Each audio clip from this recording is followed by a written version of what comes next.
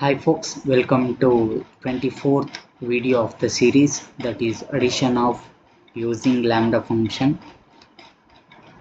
So we are adding these 3 and 7 using lambda function. You know about how we can add by assigning or defining function. Instead of that, we can save time by giving lambda function. So this is very short when compare it to that traditional or formal method like assigning or defining function. Here in first line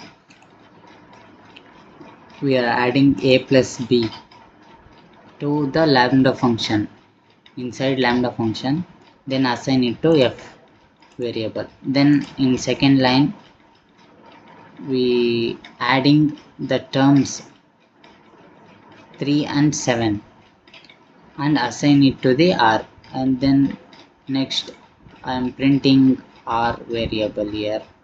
So we got the output already as 10.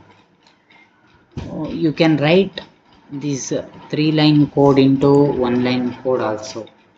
Like I will type print of lambda a comma b, then a plus b. We are adding the two terms 3 and 7, so we can give 8 any terms also. So let me print this.